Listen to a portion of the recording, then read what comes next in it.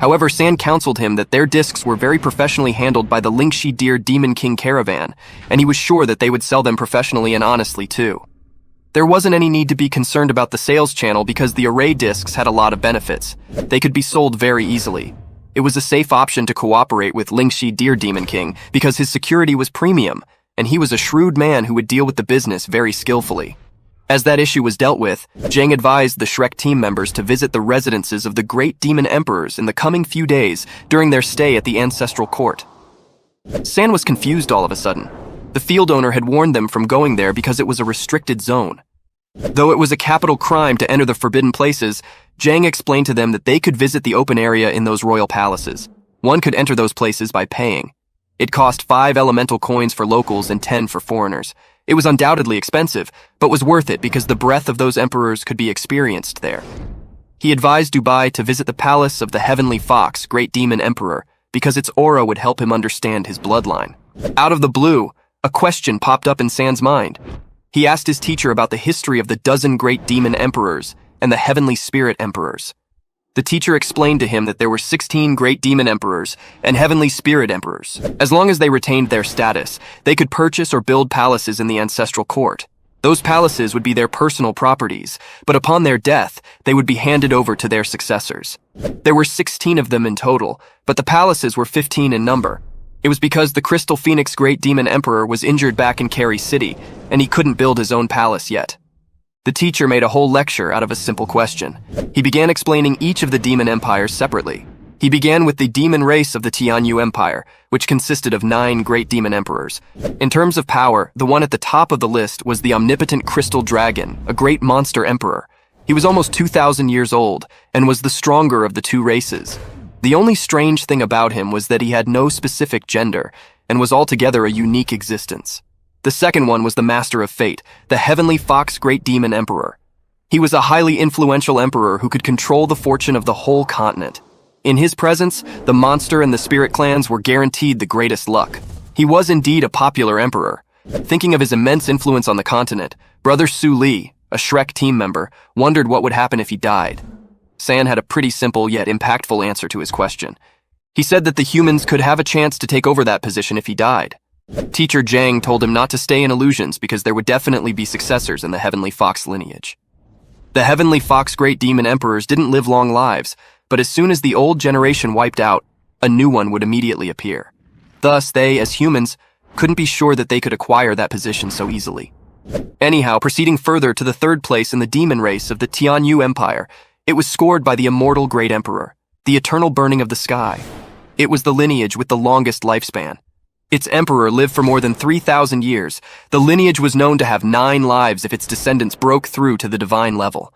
However, his power was quite less in strength than that of the Crystal Dragon Great Demon Emperor. The fourth place was of the invincible Splitting Sky Great Demon Emperor. That lineage actually consisted of the behemoth giant monsters. They were known for the sharp claws they had. The saw-edged teeth made a very good attacking mechanism.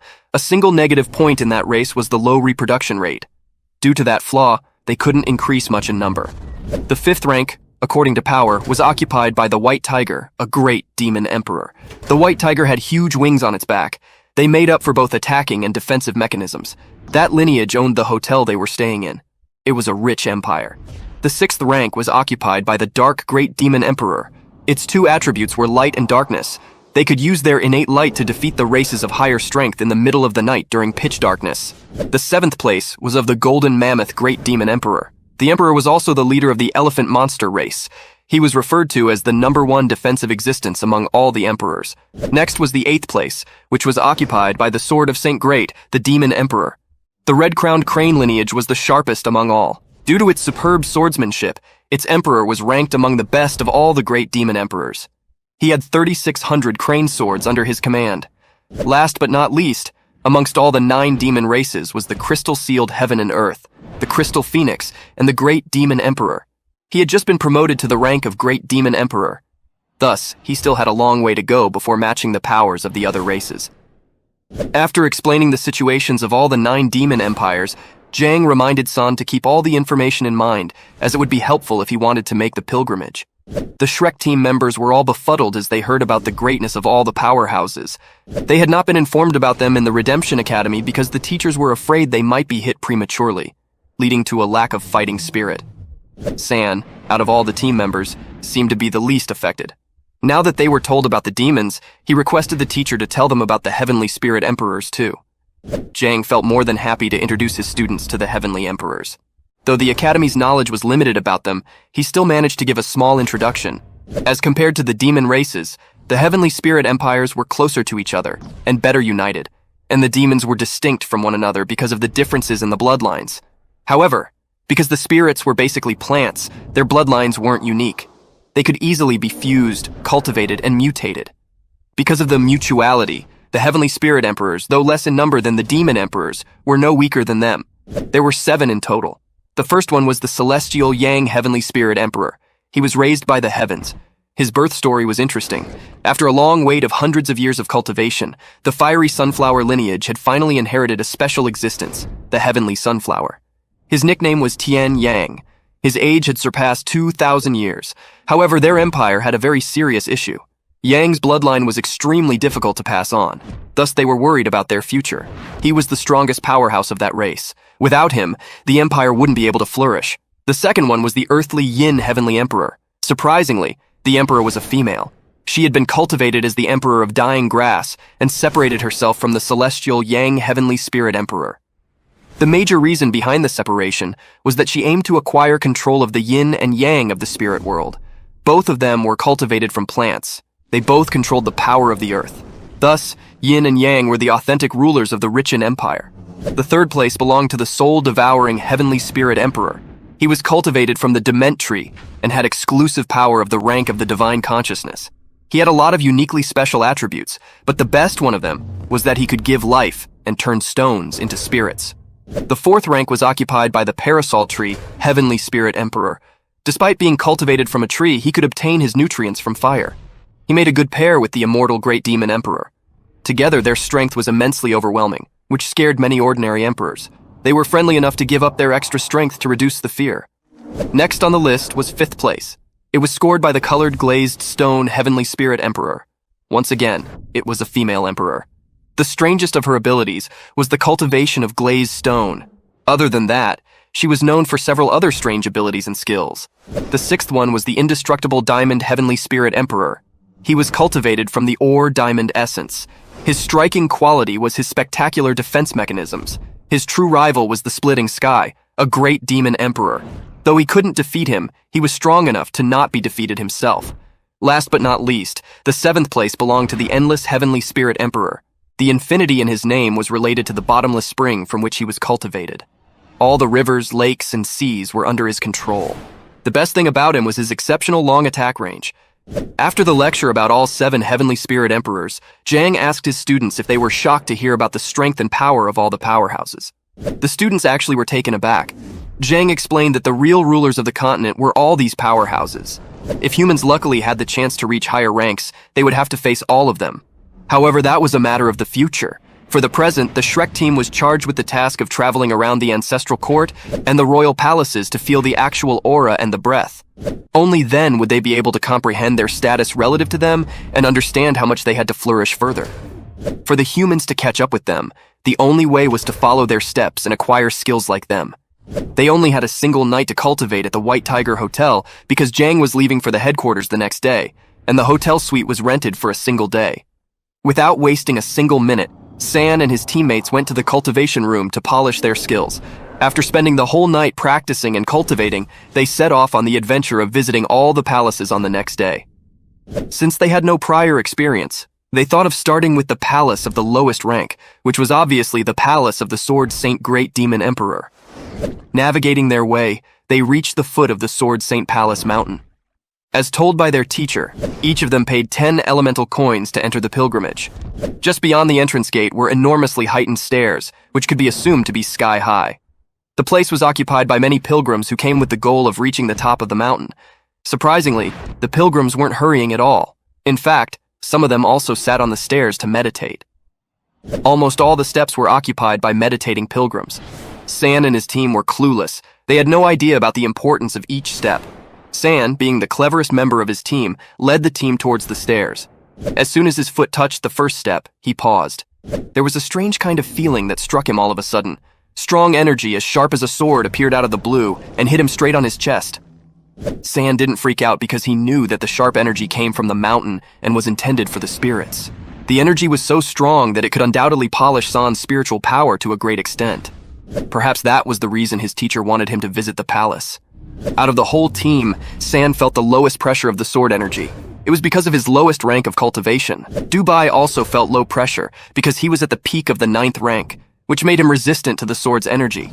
Chung Zicheng felt the most pressure because her bloodline was the golden-winged Great Ping. The higher they traveled, the greater the pressure and the deeper their perceptions were. The order of the team members had also changed. San was at the lowest step, and Wu Bingji was at the highest step. The people at the front were the slowest as well because their perception was the greatest. San wasn't bothered at all by the perception because he was a divine-ranked human in his previous life. Due to his pre-incarnated experience, his comprehension skills were no less than those of the great demon emperors. The only reason he was climbing up to the palace was to polish his spiritual powers. Everyone was doing their best to climb the stairs, but Dubai stopped halfway up the mountain. Though his spiritual power was strong, his cultivation base wasn't high. Thus, he stopped to meditate for a while to regain his strength. Su Li also paused for meditation as they reached 3/4 up the mountain. From then on, it was San, Bingji, and Zicheng. Bingji and Zicheng were moving at a very slow pace. They could feel their transformation from the aura emitted by their bodies. Taking advantage of their slow pace, San surpassed them and reached the top of the peak alone.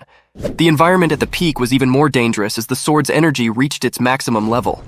San couldn't resist it anymore, so he thought of using a golden liger flame to fight it back.